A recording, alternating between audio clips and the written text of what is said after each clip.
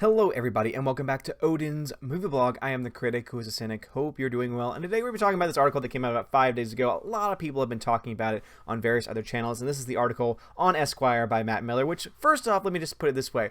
Why is Esquire writing articles about Star Wars? Like, I thought that it was a very different type of magazine, but maybe Esquire has developed over time since no one reads it anymore. Anyway, Matt Miller says, the year Star Wars fans finally ruined Star Wars. In 2018, a loud movement of racist, misogynist trolls derailed the beloved family sci-fi franchise. Well, before I dive into your article, which I guarantee you I'm not going to read the entire thing because you just sound like an idiot already, let's just kind of poke a hole in this whole thing altogether. So you try and say the Star Wars fans ruined Star Wars. How can fans ruin anything, really, as far as like a big production? You know what makes a franchise? Esquire, no, I don't care about you. Why are you popping up like that? No, thanks, seriously.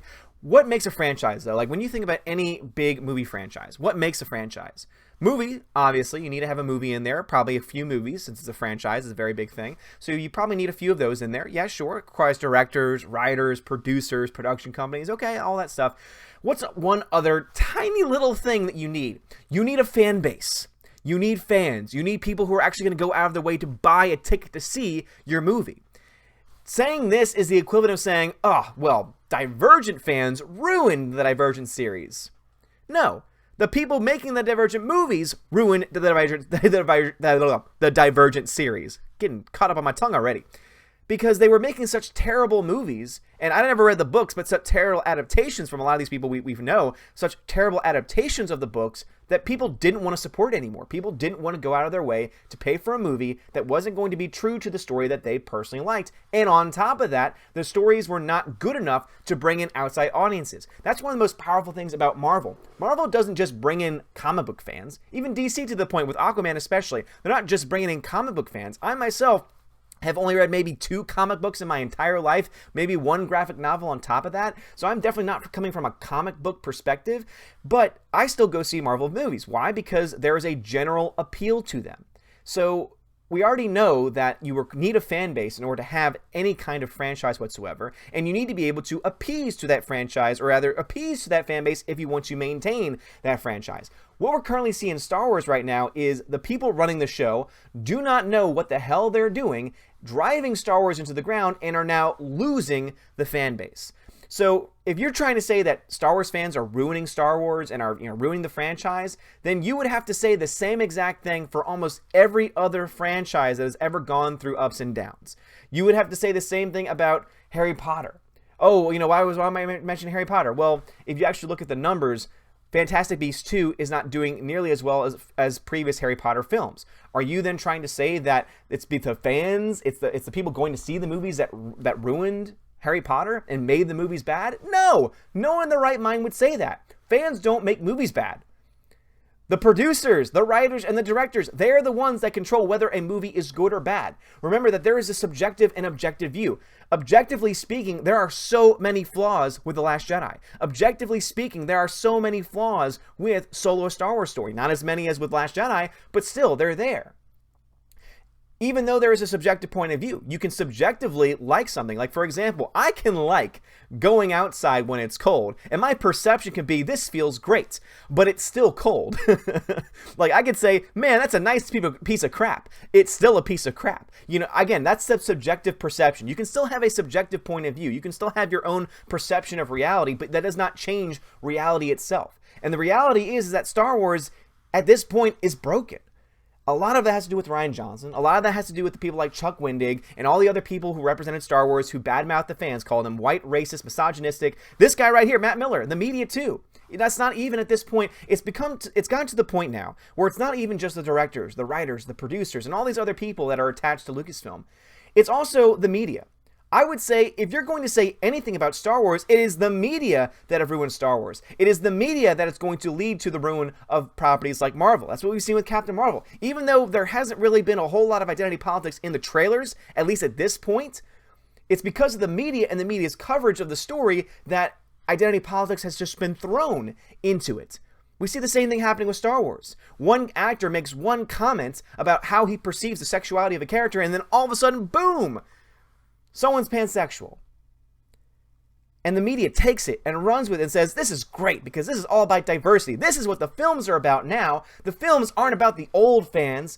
The old fans can just die. The old ways are going to die. You know, the old ways are over. And we see that mentioned in the new Star Wars, in the sequel trilogy. And they think that that gives them the high ground. They think that that means that they're right about every single thing. And therefore, they feel they have the ability and the right and the responsibility to call people racist and misogynistic, even though they have no proof of that whatsoever. Just because I don't like The Last Jedi doesn't make me a racist or a sexist. Just because I don't like Rey doesn't mean I don't like women or female characters. We've watched movies on this channel that feature strong female characters, but they don't care about that. They don't care about that because, again, as I've said before, that's just virtue signaling. All I'm doing is trying to say, but look, I've done these good things before, and I don't need to do that because I know who I am, and you know who I am. Those who are subscribers to this channel, those who have seen my videos before, you know what kind of a person I am. So you can already make that judgment for yourself, and also, even more importantly, I know what kind of a person I am. But I have a problem when people like Matt Miller and idiots over at Esquire, comicbook.com, Dork Side of the Force, you name it, call me or people like me or friends of mine racist or sexist. Because what you're doing is you're taking actual words, you're taking actual terms that have a real life meaning, that do affect people. Because guess what? There are still racists in this world, and there's always going to be. There's always going to be sexist in this world. You can never fully root it out. Anytime that you ever see a movie or a concept try and say, oh, look, we tried to root it out, guess what happens? It usually requires some kind of government takeover and usually requires the population to take some kind of pill or injection. And guess what? That's dangerous. And also, too, guess what? Even in those movies, it never works, and also it's in a movie. So you trying to say that now, oh, well, because we can never root it out, well, let's just say everyone who doesn't agree with me is a racist or a sexist, and then we can just force them out because some people still believe those words have meaning. I don't. Every time now I hear someone use the term racist or sexist, I always question. I always say, but are they really? Let me see what they actually said. Which I guess is a good thing because it means I'm not just taking everything at face value. Just as all of you watching this right now, don't take anything that I say at face value. If I say something and you're not sure about it, go look it up. When I say Solo lost $200 million and you say, wait a minute, that sounds like a lot of money. How'd you get that number? Check my figures. Check my math. And see it for yourself. And if you disagree with me about this, if you disagree with me that it's not the Star Wars fans that have ruined Star Wars, it's not only the producers. You know, some people will just say, oh, it's Kathleen Kennedy, it's Rian Johnson. And they're definitely responsible because they're the ones that came up with the idea. But if we're going to talk about people who are actually responsible for Star Wars and the downfall of Star Wars, look no further than people like Matt Miller. Look no further than people in the media who take these stories, twist them, and then put an entire fan base on blast for having an opinion. Put an entire fan base on blast for ruining a franchise when all that we've done is ask for the people creating it to hold it to a higher standard, because we hold them to a higher standard. We want good content. We want high quality content. And guess what? If you give it to us, we're going to go out and watch it. But if you're going to continue to feed us dog food, if you're going to continue to feed us total crap and total garbage, guess what? We're not going to watch it. We're not going to see it. If you're going to continue to support people like Chuck Wendig, and thank God that man was fired. Thank God that man lost his job. And I know that I don't like wishing harm on another person, and I never want any physical harm to befall this man, especially for his beard alone. I mean, I don't want anything to happen to that amazing beard. But I don't take joy in someone losing their job, but I do think that even though I might not take joy in the act of losing your job, I do take joy in the fact that you got what was coming to you. Because when you're like this man, when you are just so hateful and just so ignorant of reality itself, all I can do is be happy at your downfall. Just like if I found out tomorrow that Matt Miller was asked not to write any more articles for Esquire, I'd say, good. Because this man obviously has a problem. This man obviously doesn't have something right in his head. If he thinks that being critical of a movie makes you a racist or a sexist or a misogynist, guess what? You've got something wrong with your head. There is something physically wrong with you. If you can't take another person's position on anything, if you can't have a dialogue, have a discussion without calling someone a racist or a sexist, there's something wrong with you. And people say, oh, but you're calling people NPCs and SJWs and all these other things. Well, keep in mind that those terms are not negative in nature.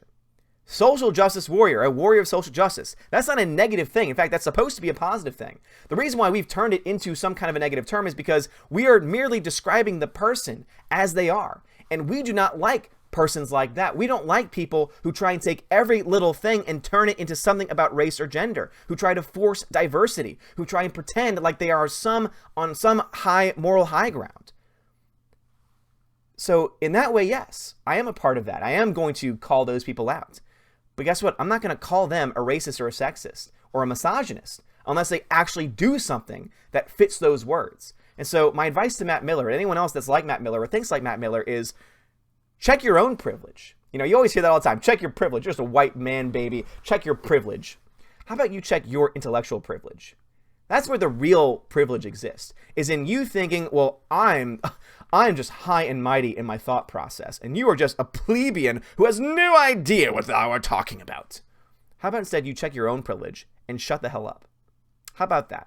Anyway, guys, what are y'all's thoughts about this? You know, not just a Chuck Wendig thing. I'm not really going to talk too much about what he says because this man is just a walking cesspool of content, and I just don't even like reading his stuff out loud. But he has just gone on a bunch of rants lately, and of course, I'm blocked by him. And so this is from someone else. This is from who's the one that's in this? R.M. Huffman. So thank you, R.M. Huffman, for taking a screenshot of this, because me, just like Ethan Van Sciver and a few other people, we are totally blocked. You know, we have no access to his account because just asking him a question, just doubting some of the things he's saying, not calling him out, not calling him names like he does to us all the time, just having a question gets you blocked.